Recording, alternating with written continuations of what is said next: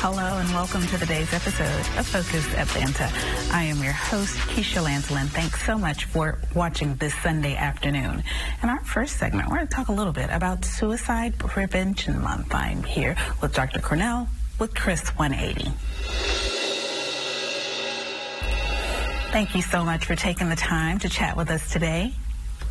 Well, thank you, Keisha. We're glad to be here, and this is such an important topic, so we appreciate your time and letting us get the word out about this important topic, so thank you. No, I have to say, every year when this comes around, I feel like I get surprised by the age range that we're talking about. You know, it's our babies a lot of times who are taking their own lives. Can we talk a little bit about how we get to a place where there's less stigma and more awareness? Well, I think it's discussions like this. I think it's getting the word out. I think it's not making it a secret. You know, certainly there have been national, international celebrities, you know, people like that. So the focus has been on completed suicides and the importance of mental health, and it's okay not to be okay. And I think those messages are really, really important. And as you said, you know, certainly post-pandemic, we've recognized that younger and younger populations and segments that we thought maybe were protected from this kind of thought and actions had been impacted, and that we really do need to be aware across the age spectrum, across socioeconomic statuses, that suicide is a very preventable condition, but everybody can play a part in helping recognize and support someone who may be considering taking their own life.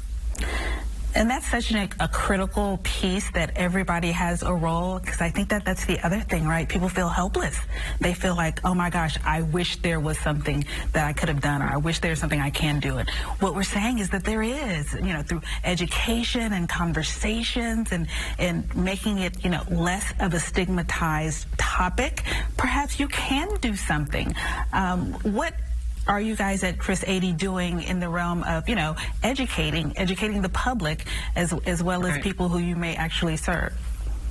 Right, it's Chris 180, and we absolutely feel like there's a lot of things that people could do. There's a misconception that only a therapist or only a psychiatrist or psychologist can really help someone who's considering taking their own life, and it's really not true. Most folks, while mental health and services are absolutely important, and we certainly recommend folks reaching out to their mental health providers and getting the help and support they need as they work through life's issues. But your friends, family, church members, you know, neighbors, again, people they have a relationship with, can also be really helpful in getting people the support they need and getting them to help. And you don't have to be a therapist. In fact, it's those people that know you every day that might be able to provide the most insight and really be able to say, wow, you know, things are different. Are you okay? You seem a little different. This isn't how you normally, you know, usually behave. So is there something going on? And even asking the question, have you thought about killing yourself? Most of us are afraid to ask that question. We think, oh my gosh, I'm giving them the idea. And that's not the case at all. You know, overwhelmingly, if you think of it, it's a way to acknowledge, I think you're struggling. I'm here to help. I may not have the answers, but, you know, if you'll go with me, I think we can get you the help you need. And one of the trainings we're doing at Chris 180, it's a national and internationally recognized suicide prevention program, is called Question, Persuade, and Refer, and that's called QPR. It's kind of like CPR, but for those that are thinking about taking their own life. And it really is a way that each of us, you know, regardless of our education or knowledge base or those sorts of things, really can help people that we think are thinking about taking their own life. And it really is asking the question. It's persuading them to let me walk with you to get help, make a phone call, and then referring them to places that can provide ongoing support and treatment and things that might be helpful, you know, again, for that person in the long haul. But in that moment, it really is a way to save a life.